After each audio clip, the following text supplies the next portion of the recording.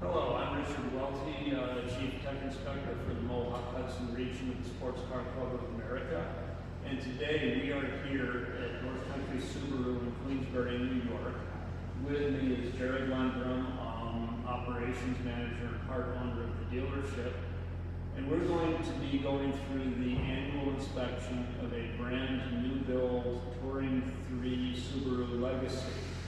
And since the last video was a review of a two-frame GT3 car, we're going to be looking at what it is you do when you do a new car, and what are some of the differences between a tub-based car and a two-frame.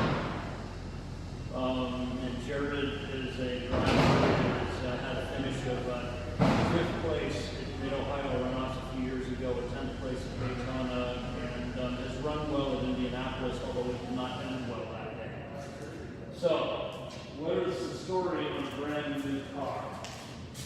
On a brand new car, we are going to need to inspect the roll cage a little bit more carefully. We're going to need to take some measurements of the roll cage, and we're going to have to just kind of go through it and make sure a little bit more carefully than usual the things are right. So the owner is Jared Lundgren. It's a Subaru Legacy. I got to fill off the top of the tech sheet. It's a Touring 3 car, number 48.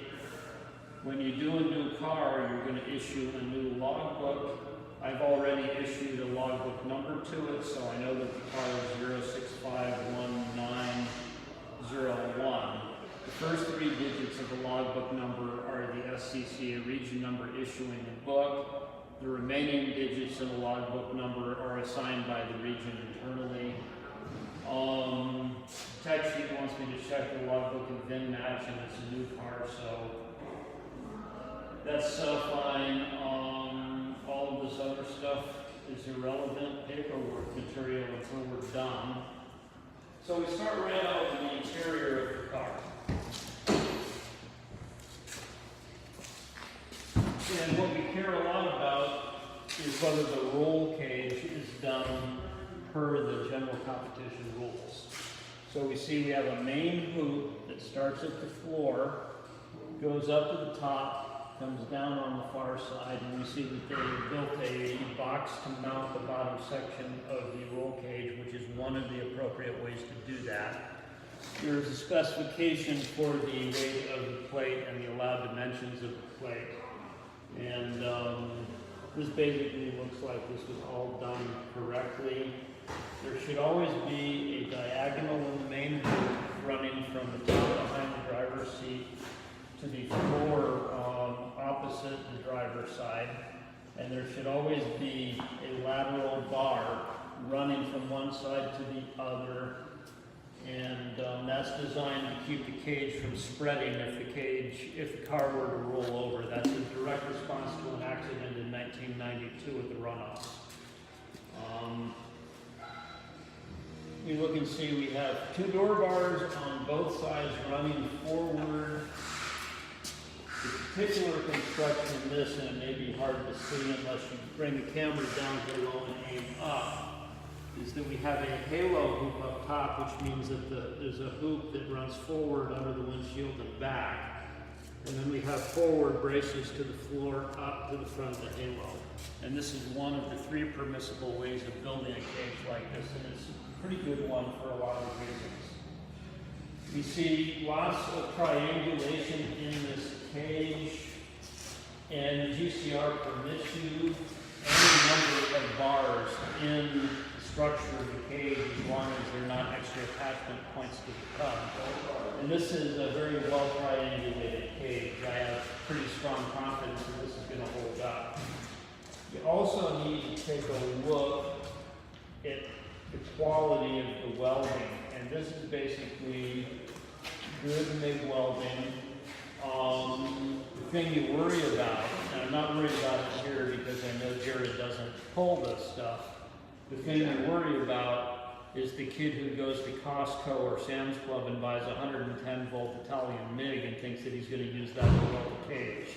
And that never turns out well. again, knowing the person who made the cage helps a lot when you're assessing these things. When some random guy shows up at the track, you start looking for things like random pieces of wire sticking out of the well, because that usually indicates that they weren't really very well cleaned or well educated welder. Or the other thing that you might see, it's very important when you make these tubes that you use use a hole saw to make what's called a fish mouth at the right angle. And people who are really lazy, if they make a mistake cutting that angle, they will fill in a big gap with wire, which is really bad. You need to throw away the tube and cut another one at the right angle. And so these are all roll cage issues. The other thing to note here up front is that there is a bar going forward to the foot well, and that provides some foot protection in case of an impact in front. And it's sort of hidden behind the dash, but there's a lateral bar from this side to the far side of the braces. And that's not a required bar, but it's a really smart idea, because if you get a T-bone in the doorpost, then one of the things that can happen if that bar is missing is that part of the hoop can collapse. And yeah, your leg is probably going to be in a splint for a while after that. So the roll cage at this level looks like it has the right structure. And now this is the point where it's a really good idea to also verify materials. So we have two tools we use verifying materials. We have a digital caliper and we have a pick. So the digital caliper, what we do is we turn it on and set it to 0. And we get the outside diameter, which is 1.5. Which is one of the permissible and likely diameters. The upper would be 1 3/4 inches. So we measure it and we get 1.5 inches, and that is good. Now we need to figure out what the tube wall thickness is, and the way that we do that is we zero it. So now we've got it zeroed with 1.5 inch gap. And we insert it in the hole. And it gave me a readout of 120, which I saw. And 120 would be the needed necessary thickness for this particular car. So again, we get 1.5 in the door bar, 120 wall, and we just go around and make sure this is all measuring correctly. And it's all good. And this is something that you don't necessarily check on a car every year, but it's something that you definitely check from time to time. It's very rare, but it's not unheard of for somebody to play a game by cutting out and replacing bars. And I know of at least one car that was basically effectively banned as a race car after the driver showed up for an annual tech and he had completely cut out the cage and replaced it, and then tried to claim that it was okay the year before. And the problem was that he told that to the inspector who had done the initial inspection the year before. And that person was not amused. So now we have recorded the roll cage in the front of the new logbook, and you'll see that we pre-filled out the manufacturer, model, class, the vehicle identification number, because watching me copy the VIN down is really boring. We had assigned the logbook number, and I already stamped the number in that vertical on the cage, because watching me stamp a number is really boring. So this car is now identified by the combination of the VIN and the logbook number. And that is why we will frequently check both at an inspection. In the days of welded cages, it's not really a big deal anymore. And precursor class of touring showroom stock, the old days, the cages were bolt-in. Guys would wreck a car at a race, and then they would go home and move the cage to another car, and they would never tell us it was a new car, and we wouldn't figure out for a while. And that's why we pay attention to the VIN. Now the other tool is the pick. And once again, we don't really have these problems much anymore, but we used to permit both DLM tubing, which is a seamless tubing, and ERW, electric resistance welded tubing, which has a seam in it. And we got rid of the exception for ERW tubing years ago, but whenever you see a new cage, it's actually something you should do.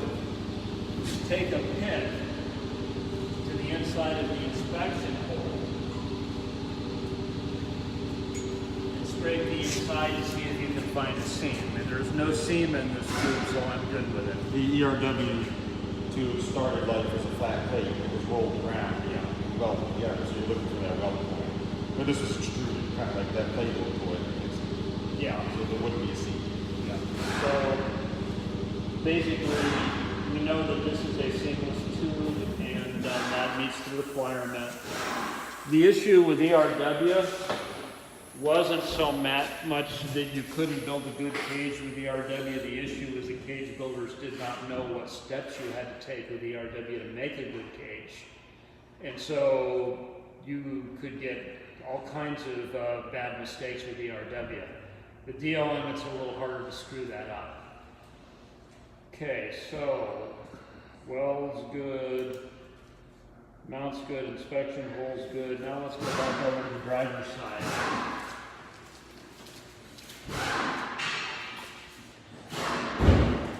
So we are looking in here at the driver's side, and we see the correct type of padding up here, which is the crush foam that I discussed on the previous video. Some drivers will add crush foam forward where the legs might hit the cage, and there's an additional bar down the middle, and you could also make a case for putting a little bit of padding over there. It's using, this car is using a seat that has substantial bracing and padding built into it, which is good. This is what we call an FIA seat. So it's carbon fiber, and I see the FIA certification sticker there. It's a little hard to see, but I've got one. It's a little holographic sticker. It needs to be mounted to the floor using an approved mount, and I see the correct mount. Whereas with the aluminum seat in Wilson's GT3 car had a heavy back brace, an FIA seat mounted on the correct mount does not require a back brace. And in fact, it's probably not a good idea. So the seat's good. The harness, I'm looking for the labels on the harness. I'm sure it's got them. There it is. This is an SFI, and this is the old school FIA label, just like on Wilson's car. So we go to 19, which is the year of manufacture, and should be good for 2 years after that stamp date. yeah, okay, this is an interesting variation on the label, but yeah, it's good for 2 years from the stamp date. And in SCCA interpretation, we don't pay any attention to the month. The expiration is in December of the year. Good to know. The SFI disagrees with us, but that's what our rule says. We don't like having harnesses expire mid-year. We want all the harnesses to expire in December, because that just makes the housekeeping a lot simpler. I replaced the belt that expires in Yeah. Would have been good to know. Good bit of information. Sorry about that. So the belts are good. Window neck. This is a pretty decent window neck mount. It's firm steel rods, top and bottom. It goes downwards. The window net mounts are required to drop. And all you need to do, there is an SFI label hiding away up there, because it needs to have an SFI label. type of window net. I think corner workers are more acclimated to it now, but because it doesn't have big wide straps in it, there have been times when corner workers saw these window nets and didn't believe it was really a window net. And people have gotten flagged in with these, but I don't think that really happens so much anymore. I like them a lot more. Yeah, I prefer them too. Okay, so window net, seat mount, headrest, belts. Okay. Steering locks removed. Yeah, you've removed them, right? It was. Yeah. We spent a while. The modern cars, it's hard because there's usually a safety mechanism attached to it. And you can see there's no airbag in there anymore. Mm-hmm. That's correct. The passenger side one's out too. Yeah. We'll look at the firewall from the other side. Since this is a premium new car, the floor is in excellent condition. We've got good mirrors on the car. There is no passenger seat. Is there ballast in this? Or do you need Not yet. Okay. Well, the ballast needs to be secure. I do know this. Yes, there's specific rules in the GCR about how many bolts, what grade bolt. Yeah. So if you need it, this car is not supposed to. This car will be over its minimum weight anyway. Yeah, and the car has the door glass it needs to have. Large fire bottle over here. And I can see that the arrow is in green for the fire bottle. Touring does not require a full fire system. The bottle is sufficient. There's an argument to be had about whether or not the bottle is useful, but that's another discussion. Well, the basic idea is a driver, it's your job to get out of the car. So it's not a priority for you to be able to use it on yourself. Right, and the corner workers are going to be humping a 20-pound bottle or so of extinguisher with them and are unlikely to reach into a car for a small bottle. I had an instance a couple of years ago where I had a small fire under the hood and I was able to, I pulled into the infield and I was able to use my own extinguisher to keep it from engulfing the car. It was a very minor fire, so it wasn't like a safety emergency, but the whole idea is that you need to get out of the car safely, and then if you can access your own, then grab it. So in this case, we put it next to the passenger door where you got out of the car and then you can walk around and easily grab it. Now, fuel cell tank bulkhead. This is typical of modern cars. The fuel tank is underneath the shelf for the rear seat, which is an excellent place for a fuel tank. They are very rarely compromised in this location, so the main thing is just to take a look and make sure that all of the gaskets are there so that it's sealed off, because if the gas should come out, it stays outside the driver's compartment, which is what we care about. You have not had a camera mount in here yet? No camera mount. Okay, that's fine. That means I don't have to check it. Camera mount security was a big deal when cameras were a lot heavier. Now that people are mostly using GoPros, camera mount security is less of an issue because they don't weigh very much. It was when people were using, big shoulder VHS camcorders and the like that there were issues. Yeah, you need Velcro straps and a bolt. Yeah. So we're done with the fuel tank compartment already, so let's take a look under the hood.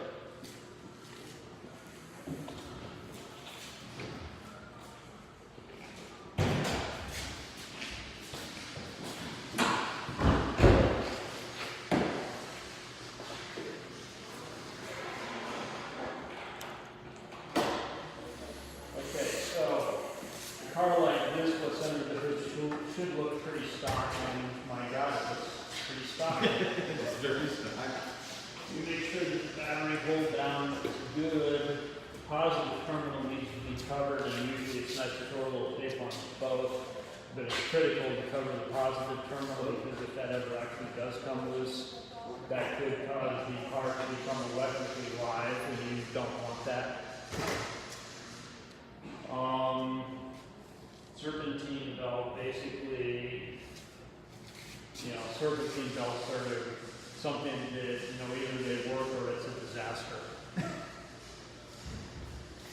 But this is all basically, the main thing in this is to check the firewall, places where you could get an opening in the firewall in a car like this are didn't bother to cover the holes. See, extra screws pulled away right there. This is where we keep our space. Okay, it's good that you thought that out. We do take a look at the tops of the strut towers. And these are a place where there have been historically cars with rust issues, but not typically on modern Subarus. But if you go back 40 years, then Subarus might have rust issues at the strut towers. That was fine. Suspension and running gear. I already turned the steering wheel and there was really no play in that.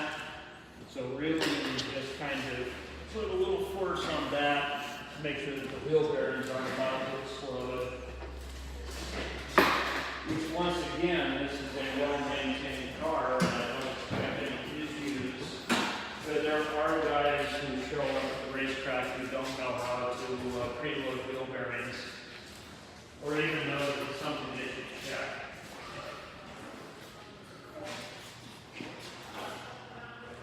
Okay, so exterior neat and clean. Well, I could have predicted that the car would be in good shape.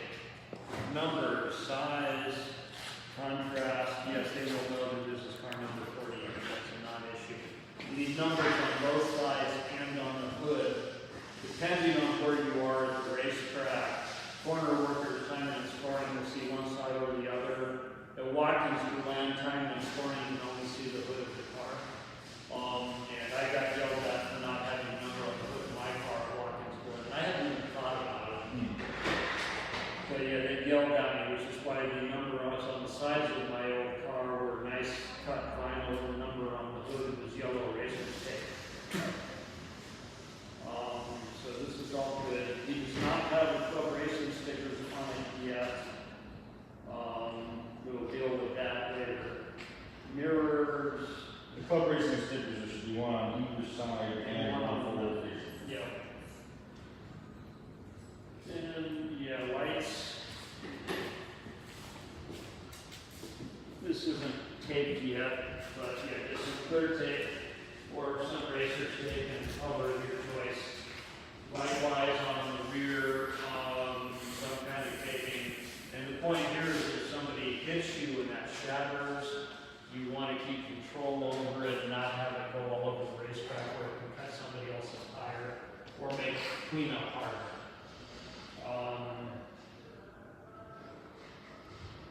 I suppose I should take a look at the brake lights. We're supposed to have brake lights. That's important. Yeah. Okay, those are good.